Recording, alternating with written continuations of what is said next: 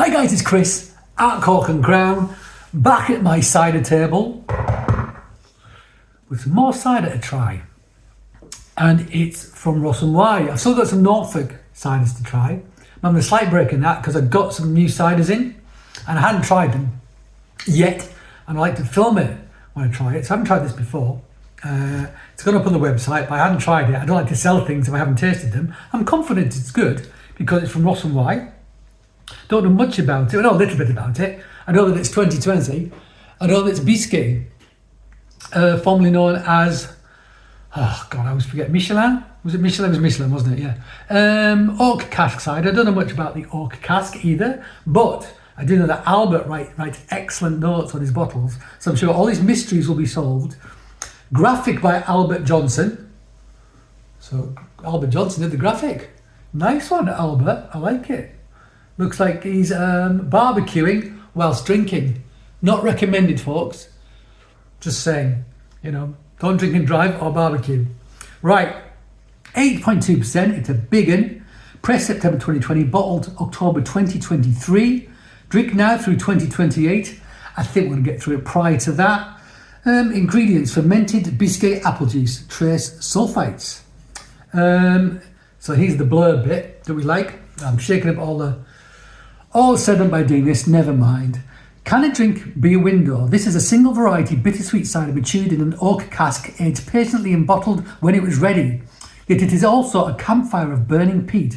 It is in the caramelized honey on the jointed pork. It is the singular expression of this cider at this time, in this barrel, on this farm, from these orchards. To us, each sip reveals a different flavour, a different light shining on an astonishing drink.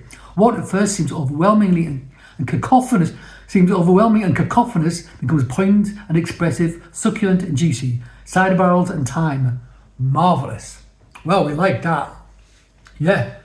So that, I think, is definitely a graphic of Albert barbecuing and drinking. Nice one. Let's open it. Look at the colour. It's smashing. It looks like very Seville orange marmalade to me. And every time I say that, when I drink, I go, oh, it tastes like orange marmalade. I think I'm just very, very susceptible to suggestions, even my own suggestions. So it is fizzy. We heard the hiss and the pop. So 5 grams per litre is their typical bottling dosage. Dosage, isn't it? Not tirage, because it's not. Yeah, because it's not champagne method. It's just bottle conditioned. We're going to pour it into a proper tasting glass. And it's not a gimmick. This is a proper tasting glass. This is what you should taste out of if you're doing it professionally, really. If you want to get the max out of it, tapered glass, so the aromatics go all the way up your nose. Yeah, and you can swirl it around for peat. I'm already getting peat. So this has been in a whiskey barrel for sure. It's something from the Isla or something like that. I don't know. It's something from the west coast of Scotland for shizzle. So you can swirl it around without spilling, which means you can get the aromatics in the glass and then you can smell them. So you can swirl it quite vigorously. I always do it on the table, because if you have to do it like that, that's when you spill it. If you do it on a flat surface, you don't. You can't see what I'm doing, but I'm swirling it on a flat surface. I mean, all I'm getting of that is peat. And literally all I'm getting is peat. And I'm not a big fan of peaty whiskies, I have to say. And one of the reasons why I'm not a big fan of peaty whiskies is because sometimes all you get is like smoked cheese. Most smoked cheese, like people who smoke cheese are usually doing it because they've made a bad batch of cheese, but they still want to sell it. So if they smoke it, you can't taste the bad stuff.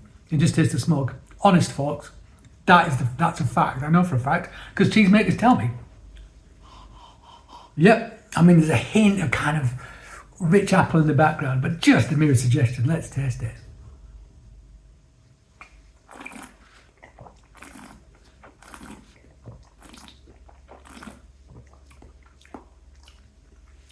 So, we have firm soft tannins, squeaky teeth.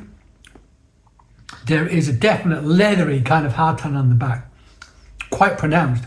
I think a lot of that, there's a bitterness, but I think it's like a woody, peaty bitterness. I think that's coming from the barrel. It's right on the mid palate.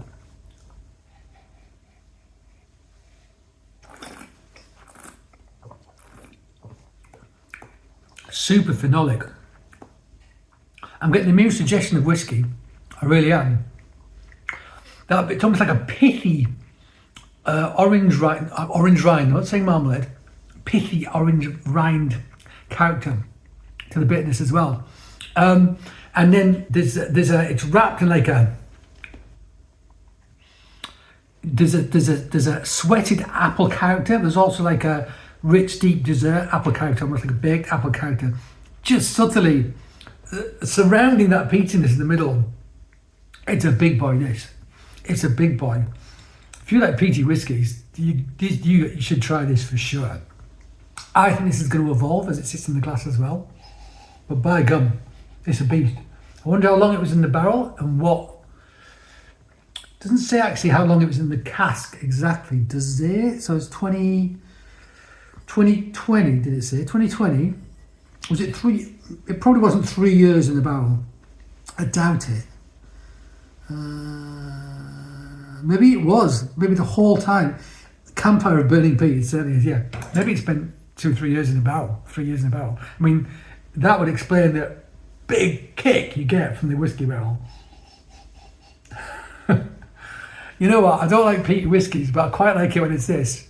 I think on the peaty whiskies, I just find that with the bigness of whiskey too much. Well, this is making me giggle.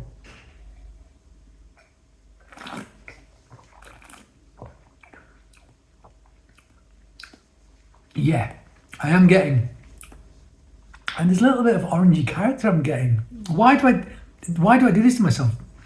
Yeah, I'm starting to get more of that apple fruit character now, making itself known. Subtly, but definitely there. Almost like apple skin as well, I'm getting. It's a beast. It is a beast. It's a beast.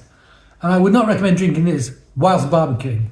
Just saying, folks. Just saying, because it's 8.2%. So there you go. That, I kind of like it. Which surprised when I smelt it. I was like, oh, I'm not going to like this at all. But I like it. I do. It's interesting.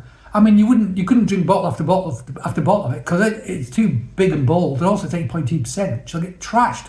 Also, a bit more expensive. You know, wine barrels and whiskey barrels and so forth cost money. You're going to put something in it. You've got to pay for the barrel, then you've got to leave it for years. That's money sitting in a barrel, you know, basically. So you always got to pay more for these specialised products. But it's on the website. You want to get one, go for it. All right, guys, thank you for joining me at my tasting table. I hope you join me again, but until that time, cheers.